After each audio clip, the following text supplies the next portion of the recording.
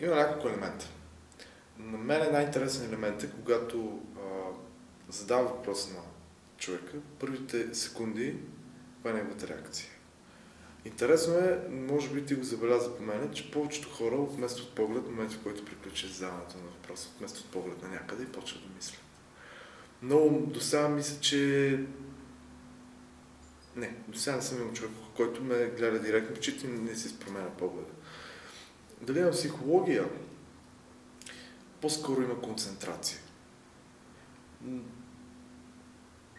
Концентрация и до някъде опит. На психология е трудно да се каже. Значи това е разговор, в който аз нямам за цел да изтръгна някаква информация, която не иска да ми даде.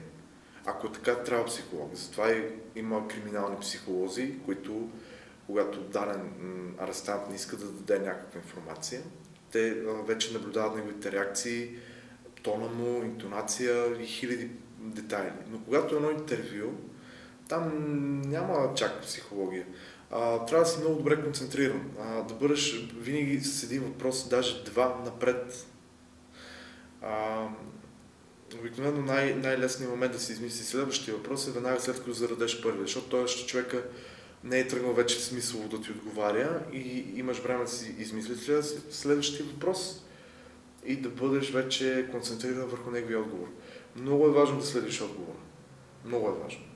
Защото ако не следиш отговора, без да усетиш, той може да ти даде отговор на следващия въпрос и тогава ти се го задаваш и той ще каже, нали, защото отговорих. И това е такъв резил, какъвто просто нямаш идея. Много наши журналисти в телевизията, не много, но така не един път съм го хващал. Понякога това се случва и на мене, но аз винаги много бързо се усещам и веднага прекъсвам, когато спонтанно излезе някаква мисъл в главата ми и разсея се, казано иначе. Но това само за някакви секунди трябва да се върнеш, защото човекът може, ако това ме приключи отговорът, ти увисваш. И това трябва да се избягва. Така че концентрацията е най-важното. Разбира се, когато така върват интервю след интервю, вече има някакви неща, които забелязваш като тенденция, като грешки на хората, на кой тип въпроси по-лесно отговарят, на кой тип по-трудно. Тоест, това пак е може би повече статистика. И вече по това ти си оформяш въпросите, така че да измъкнеш максималното от човека срещу тебе. Защото човек не казва всичко. Човек, за да каже всичко, трябва да му зададеш правилните въпроси. Интервюто е малко като ключа и ключалката. Колкото и метафорично да звучи, според мен поне. На неудобна ситуация. Марта Вачко ни спря тока насред интервю. Ама това не ми беше удобно, ми беше смешно. А пък и тя беше така доста сърдечен. Тя си е много сърдечен човек и го прие много така с насмешка. Неудобна ситуация беше, когато интервюрах Светлана Василева. Тя е Мис Playboy 2010. И на средата на интервюто аз вече си черпах и нямаше какво да питам. Аз трябваше поне да направя интервю поне 15 минути. А на седмата вече си черпах. Но в крайна сметка го докретах. Почнах там разни лексикални въпроси. Като любимия филм, актриса и нали. Друга неудобна, сега с Койна Русева забих. И то аз въпреки, че следях, тя в един момент отговаряше и изведнъж в някаква друга посока извъртя и с една дума приключи. Което беше много неочаквано. И тогава наистина ми трябваха 4-5 секунди. Аз си признах, че забих и продължихме нататък.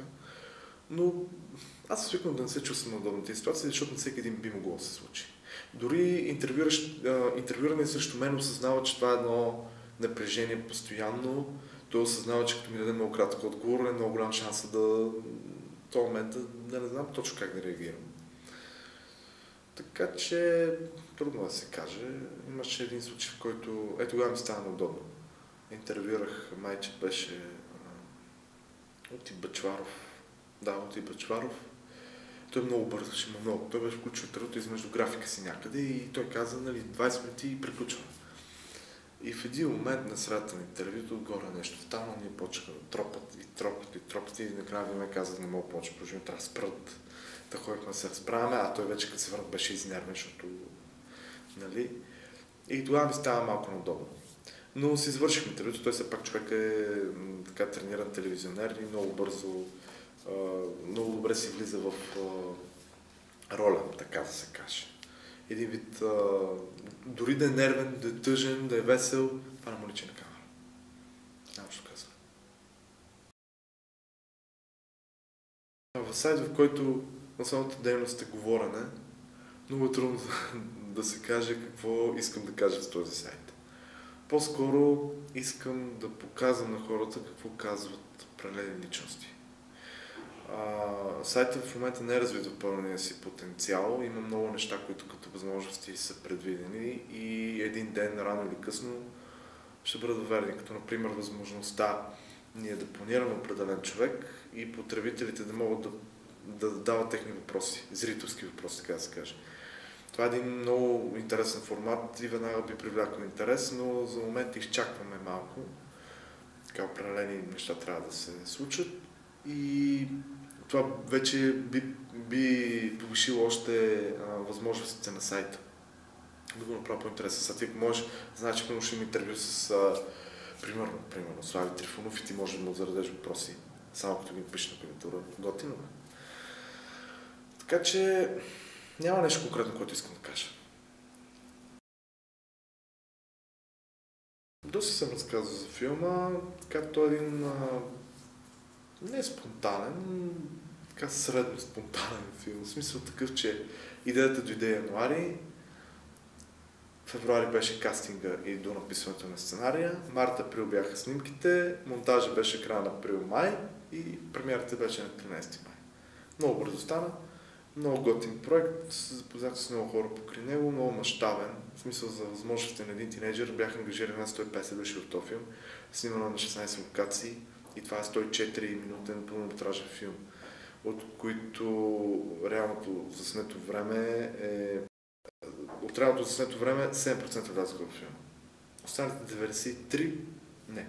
Смятай колко много неща са заснети. И много готин проект беше. Той сега спечели награда от Токио. Сега миналата есен.